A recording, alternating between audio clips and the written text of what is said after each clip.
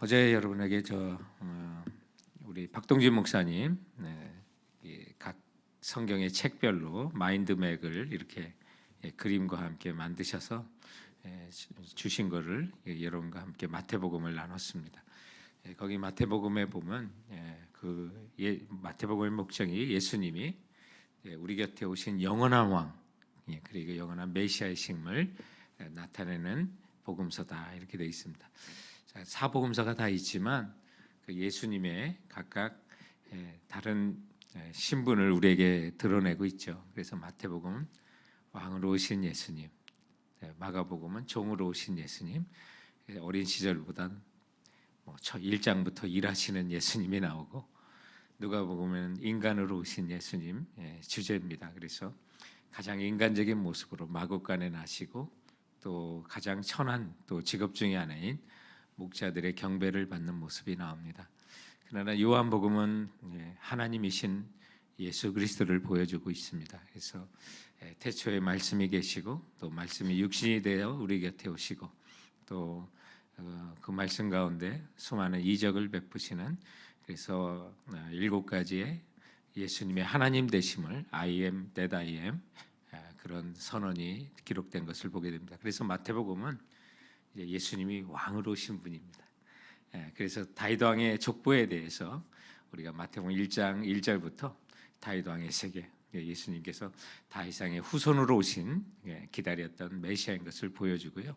이제 그 왕이신 예수님이 동방에서부터 온 그런 박사로부터 경배를 받으시는 그런 모습이 나옵니다. 그래서 동방박사, 아마 제가 찬양의 가사를 다시 지은다면 동방박사가 동방에서 말씀을 따라왔다, 별을 따라왔다가 아니라 말씀 따라왔다 이렇게 바꿀 것 같습니다. 별을 따라온 건 아니고 동방에서 문득 별을 보게 되죠. 아마 천문학의 밝은 사람, 또 이 예루살렘의 왕이 헤롯 대왕이 소동을 일으킬 정도였다면 아마 그들의 신분은 그들에게도 알려질 어떤 유명한 신분들이 아니었을까. 우리 예수님은 아기 때부터 그런 분들의 경배를 받으시는 영원한 메시아 왕이신 것을 오늘 우리에게 보여주고 있습니다. 아마 그들이 그러면 그 별이 나타나면, 어떤 평소에 범상치 않은 어떤 별이 나타나면 예루살렘에, 또 이스라엘 약속의 땅에 메시아가 나실 것을 어떻게 알았을까? 이제 하나님의 사람들이 이제 포로로 잡혀가고, 우리가 추정하기는 거기에 경건한 그리스도인들이 메시아를 기다리는 또 유대인들이 그 땅에 정착하게 되죠. 또 그들이 말씀을 가르칩니다. 그래서 바벨론에도 영향을 줬던 다니엘이라고 하는 선지자도 있었고, 에스겔이라고 하는 또 포로로 잡혀가서 선지자 활동을 하시고, 또 그런 제자들이 굉장히 많이 또 말씀을 배우게 되고 알게 되는 그런 현상들이 있었고요. 아마 동방 박사들도 그들 중에 하나였지 않았을까. 그래서 말씀을 통해서 민수기에 있는 말씀처럼 24장 17절에 있는 것처럼 한 별이 야곱에게서 나오며 한 홀이 이스라엘에게 나와서 큰 별과 관련된 메시아의 탄생에 대한 예언을 어느 정도 알고 있었던 그런 사람이었던 것 같습니다. 그래서 이스라엘의 왕이 나셨으니까 당연히 저들은 예루살렘이었을 것으로 알고, 또 왕궁이었을 것으로 알고 찾아갔고요.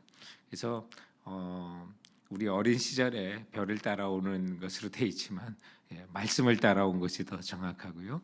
이 동방 박사가 또 마구간에 그 예물을 풀어놓고 예수님께 경배하는 모습이 있는데, 마태복음에는 메시아, 영원한 왕으로 오신 예수님을 드러내기 때문에 마구간에 대한 기사는 기록되지 않았습니다. 그래서 오늘 이 본문의 11절 말씀에 보면 이제 동방 박사들이 집에 들어가라고 하고, 또 서기관들의 기록에 의해서 미가서 5장 2절에 있는 것처럼 오늘 본문에도 6절에 있는데, 또 유대 땅 베들레헴아 너는 유대 고을 중에 가장 작지 아니하도다, 내게서 한 다스리는 자가 나와서 내 백성 이스라엘 목자가 되리라 하였음이라 한 기록에 따라서 우리 메시아는 베들레헴, 작은 동네지만 이 베들레헴에서 태어날 것을 예언한 말씀이 있었기 때문에 이제 베들레헴입니다라고 하는 정확한 장소를 이렇게 지칭해 주는 것을 보게 됩니다.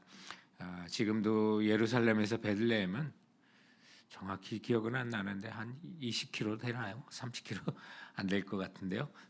굉장히 가까이 있는 곳입니다. 그래서 예루살렘에 성지 순례자들이 가면 예루살렘은 조금 호텔 가격이 비싸니까 그 옆 동네 베들레헴에다 호텔을 해주는 일들이 상당히 많이 있게 되는데 그만큼 지척입니다만은 그런 작은 곳에 이제 예수님이 태어나실 것을 예언한 그 말씀에 따라서 베들레헴으로 가는 도중에 저들이 동방에서 봤던 그 별이 다시 나타나서 이제 그 지점부터 이제 예수님이 나신 것을 그 별이 인도한 것을 보게 됩니다. 그래서 이제 예루살렘과 또 베들레헴 그 사이 언저리에서 그 별이 다시 나타나서 이제는 말씀으로 따라온 동방박사를 별들이 인도하는데 집으로 인도하였고 이제 오늘 본문에 보면 11절 마지막에 저들이 보배합을 열어 아기께 경배하고 보배합을 열어 황금과 유황과 몰약을 예물로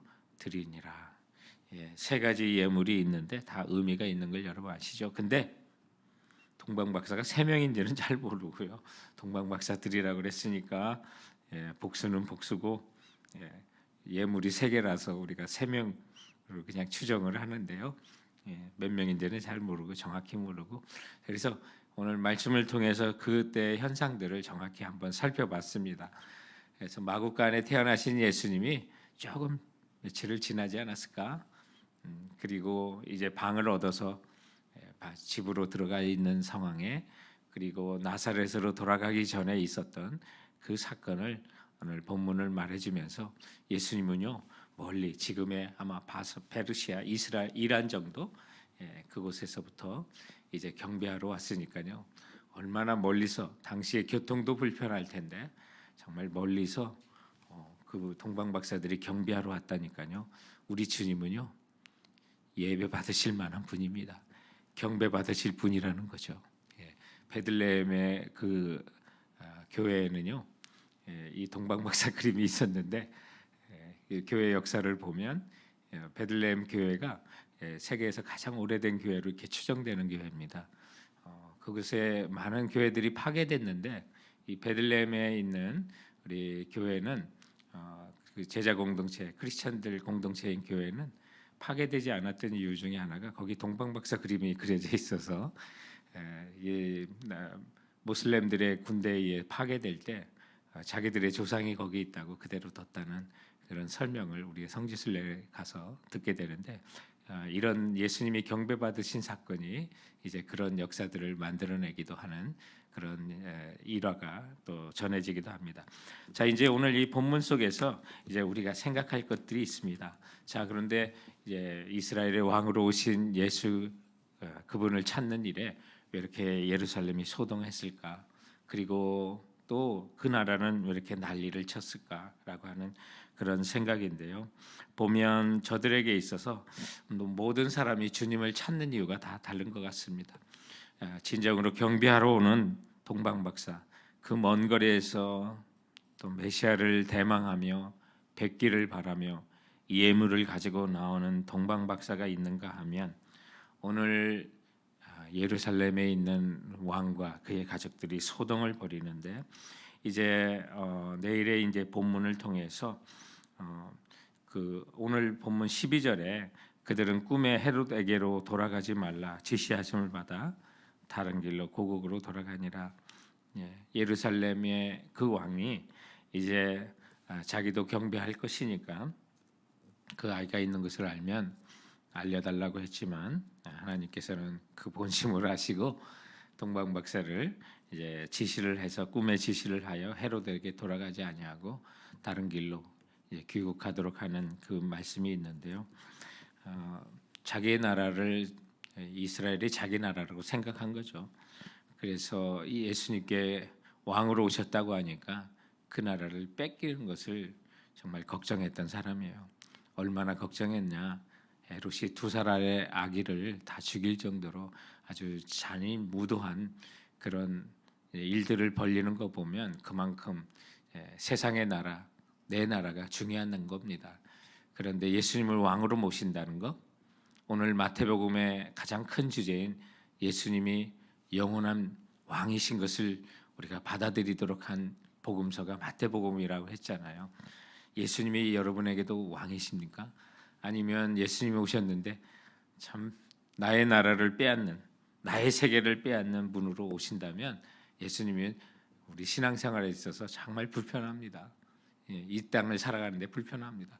그러나 예수님이 또 성령님이 하나님이 나의 왕이 되시면요, 모든 것을 의탁하면 그 어떤 무슨 일을 우리가 하든 하나님보다 지혜로울 수가 있겠습니까? 모든 것도 하든 우리가 하나님보다 능력이 있겠습니까? 사실은 돌아보면 일시적인 불편함과 내 뜻과 내 생각이 무너지면 예수님께서 왕이 되셔 나를 다스리면 우리는 수지 맞는 겁니다.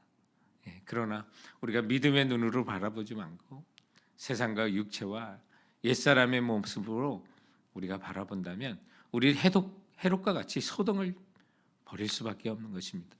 나의 나라를 빼앗으러 오시는 분으로 생각할 수가 있는 거죠.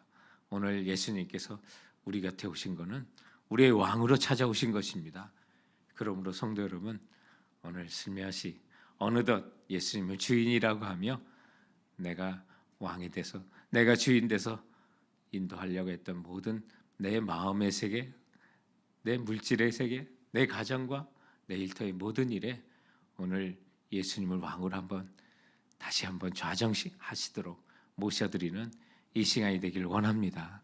동방에서부터 경배하러 오신 동방 박사들이 있는데요, 우리는 이곳에서 오늘 가까이에서 그것도 차를 타고 우리 주님을 경배한다는 것이 하나님 감사합니다라고 또한 고백하면서요, 우리 예수님이 나의 왕이십니다라고 또 우리 그렇게 주님 앞에 나가길 원합니다.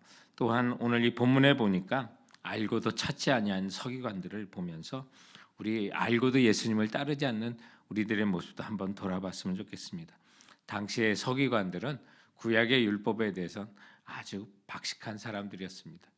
그래서 예수님이 어디에 날 거냐고 왕이 물으니까 베들레헴이라고 하는 정확한 그 대답을 합니다. 오늘 4절에 보면 왕이 모든 대제사장과 백성의 서기관들을 모아 그리스도가 어디서 나겠느냐 물으니, 얼마나 동방박사의 출현이 그들에게도 소동이 됐는지를 보여줍니다.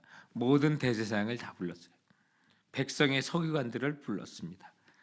그리스도가 어디서 나겠느냐 물으니 저들은 미가서 5장 2절에 있는 말씀으로 베들레헴입니다라고 정확하게 얘기합니다.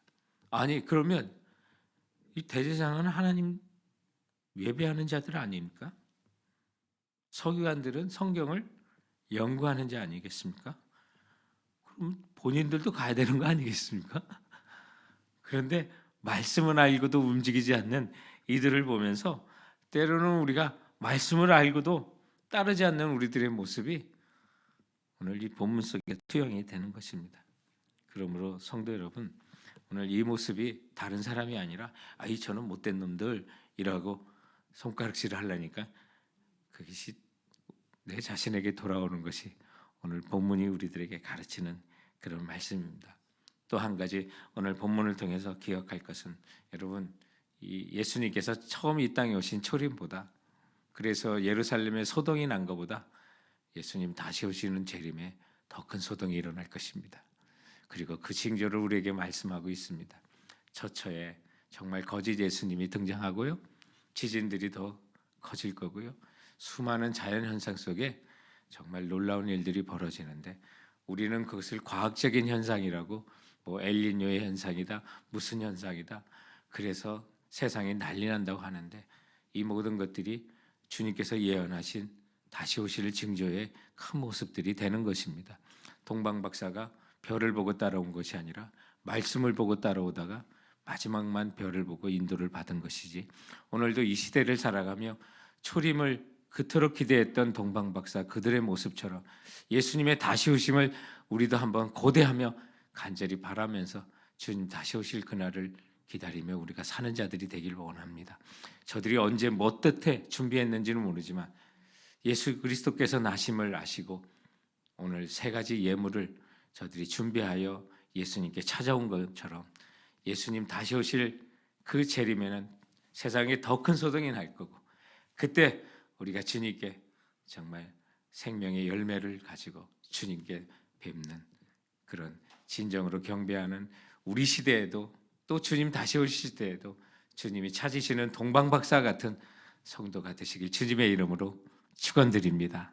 오늘 주신 말씀을 기억하면서 우리 함께 같이 말씀을 따라 먼저 같이 기도했으면 합니다.